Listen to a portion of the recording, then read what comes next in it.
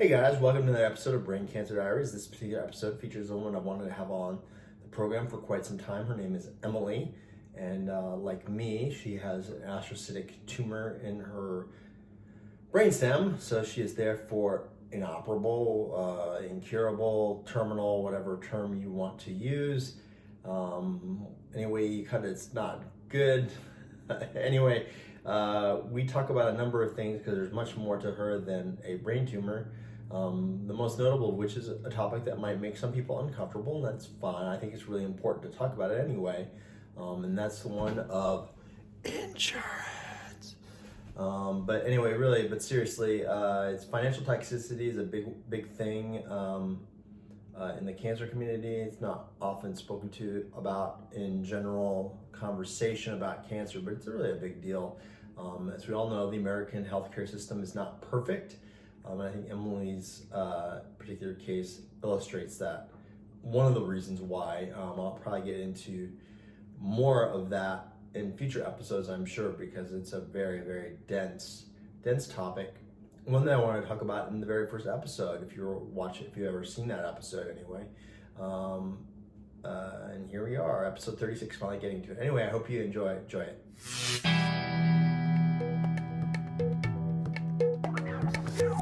This is Rudy. He has brain cancer. This series is about much more than that, though. It's about people with all kinds of cancers and serious chronic illnesses who might help him process his own diagnosis. Sometimes it's fun, sometimes it's serious, but hopefully it's always interesting.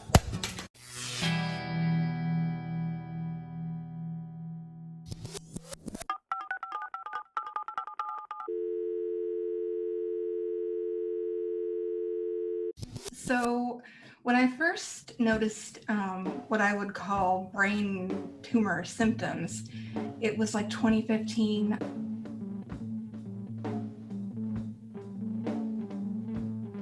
And my doctors at the time, they just I don't think they believed what I was telling them, honestly. I got diagnosed with fibromyalgia. I went to specialist after specialist after specialist, trying to figure out what was really wrong with me.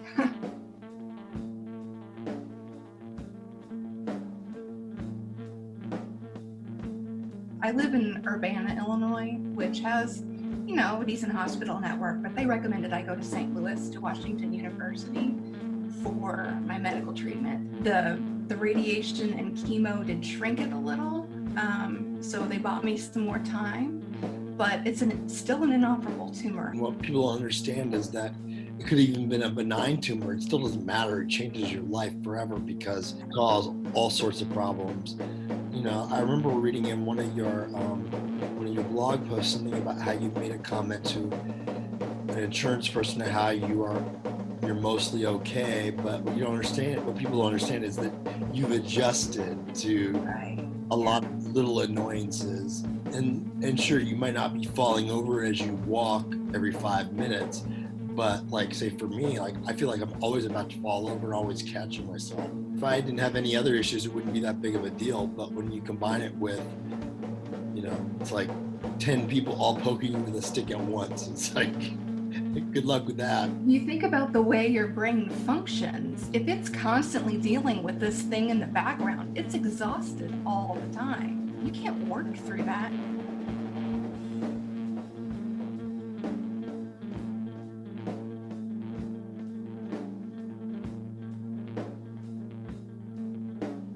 So at the 2-year period, when they start the mandatory review of my case, they hire a doctor to look over my file and then make a determination on whether that doctor, who I should point out is not my doctor, has never seen me, is paid with insurance company money to decide whether or not I'm still disabled. And the first doctor they hired said I was fine, said I could walk for 30 minutes at a time,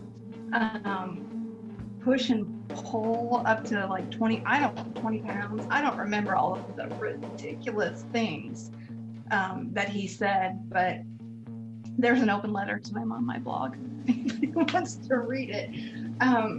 So he did that, and that was I was not expecting that. Maybe naively, I thought, oh, I've got a brain tumor. These people aren't gonna, what can they possibly say about me?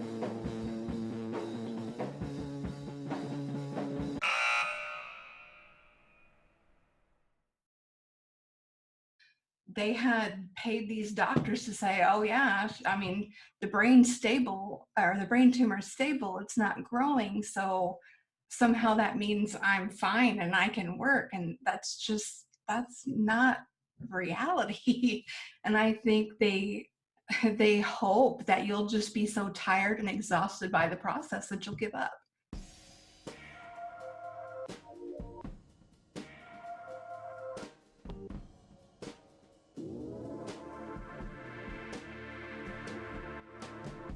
I was approved almost immediately by the government. You know, you hear about the people trying to get on SSDI having like years and years. Well, it turns out having a brain tumor is like one of the perks is that they're like, oh yeah, this is pretty serious, right? So they kicked in those benefits right away. I was very lucky to have a very successful GoFundMe at the time that I was going through treatment early. But if I hadn't had that, I would have been totally screwed. I mean, at this point, I would say, I was diagnosed probably about 18 months ago. It's like, it's easily well over 20 grand that we've spent just on medical costs. And, you know, like yourself going to St. Louis, it's not, you're not going, when you go there, you need a hotel room, you need blah, blah, blah. Right. And some hospitals help you with that a little bit, but still, it costs money to get treatment just to keep you alive. You have to go through 2 administrative appeals with them before you can sue them. So, man, that buys them a lot of time because that process drags out. And I did the first one myself, which I don't recommend, but I did it.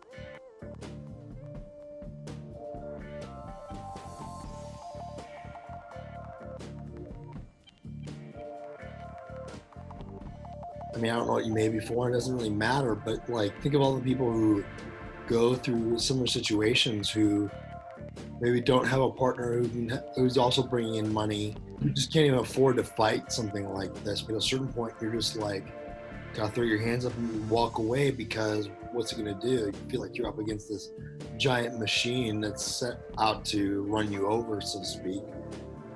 Yeah. It's a tough system. I mean, I've felt abused, and I have pretty good insurance and been treated relatively well overall, aside from 1 or 2 hiccups. They can create a lot of nightmares and a lot of added stress at a time when you really don't need it. And again, you know, this is just me dealing with the disability insurance side of things. I haven't even talked about my hassles with, you know, health insurance, but in a 2-year period, I went from employer health insurance to Obamacare. I had to go on the marketplace because I didn't have a job. I went through that, and then when I could no longer afford that because I wasn't being paid my disability benefits, I went on Medicaid. And then after 2 years on Medicaid, I was forced onto Medicare. So I have been through like every possible health insurance coverage, wondering, you know, who's going to pay for what, if they're going to pay for what, during all this too. Like, it's just like, you know, they pile it on. It's one thing after another, and you never can dig out from underneath it. This stuff is expensive. The hospital bills, I was in the hospital for 9 days for mine. You know, and that's all in addition to the cost of the surgery. I mean, how many MRIs did I have that first week? The CT, a spinal tap, like, I mean, just cha-ching, cha-ching, cha-ching, you know? And what are you gonna do when you're in the hospital? You're like, yes, I wanna be better, do this, right? But then nobody shows you how much it's gonna cost then.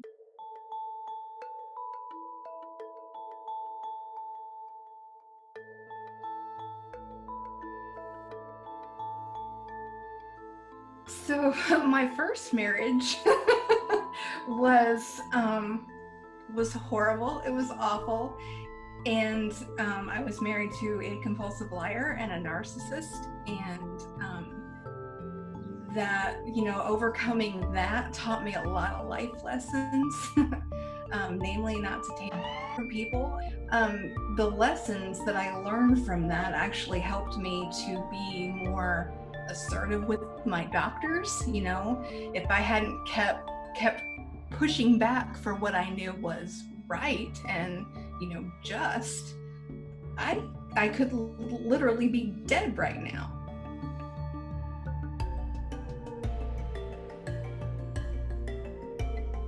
When I started writing it, I intended it to be an actual book. Maybe I would get a publishing deal and whatever. But as things started happening to me, I just was like, this is not realistic. Plus, while the disability people aren't paying me, I need some way to find an income. It's not nothing. I'm not knocking it, but also it's not even buying groceries for a month either. I have to lie down and physically recover from being in an upright position. How am I supposed to work on my side? Oh, you can work from home. You can do what? Yeah, no. And sometimes I'm so tired, I can't feed myself. Let me start the auction of suffering here. Opening bid of the auction of suffering is, I made a joke about this, but it's totally true. I remember one day, it's happened more than once, where looking at my watch just to see what time it is, too tired. Thank God we have an Alexa in our house. I can be like, Alexa, what time is it? What time is it? Yeah. I guess one thing I want to hit upon, because I know it's one of the things that really stuck out to me. I've already alluded to earlier, how there was interaction with an insurance person where you kind of said things are basically okay, but when a cancer person says they're okay and a regular person says they're okay, they mean two completely different things.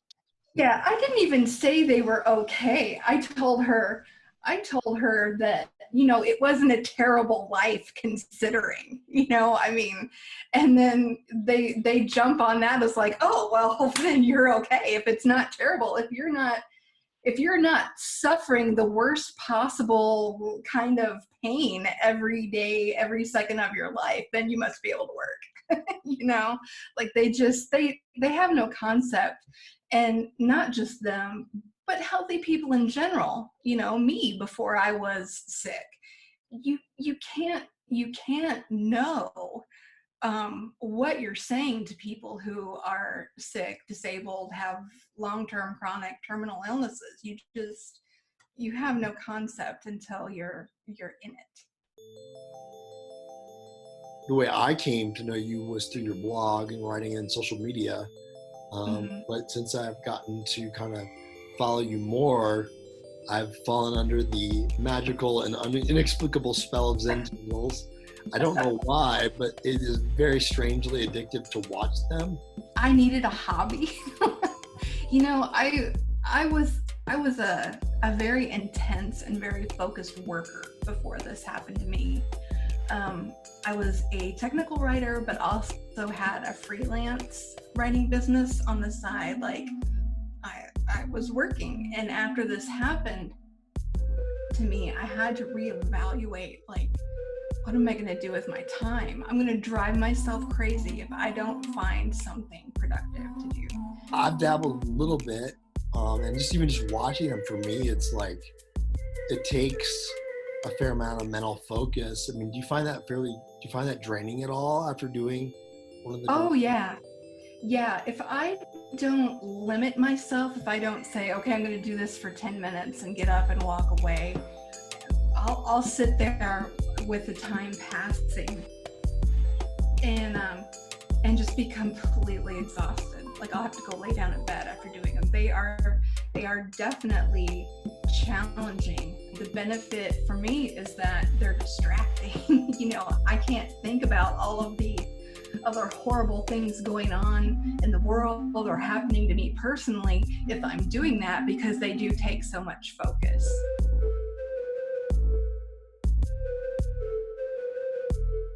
the only thing that keeps me doing that is knowing that I'm putting something of value out in the world on some level. I'm sure you find that with the Zentangle, it's like, I have to put this out. It may take me 3 days to do this, 20-minute video, but it has to be done. Yeah. Somebody out there is going to appreciate it, and I can't not do it, And quite honestly, I'm going to appreciate it because sometimes when I'm too tired to Zentangle, I watch my own Zentangle videos and just like zone out and just watch.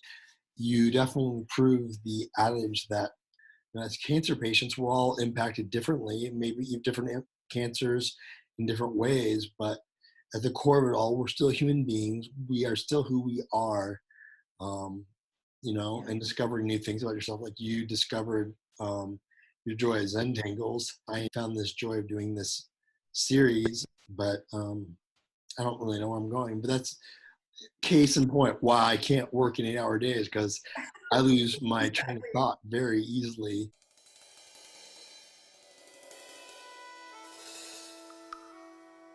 I want to kind of take a step back to the insurance stuff, because or at least something has been made right in the world with it. If you kind of explain sort of what happened in recent months with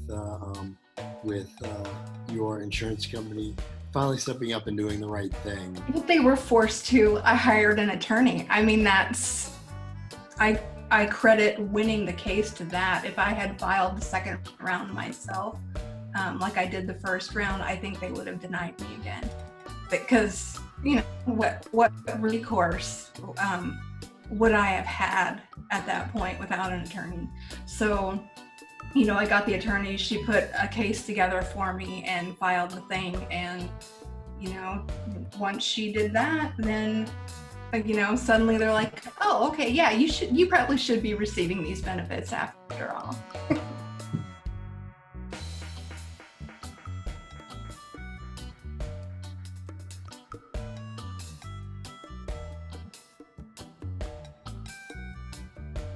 Please like, share, and subscribe.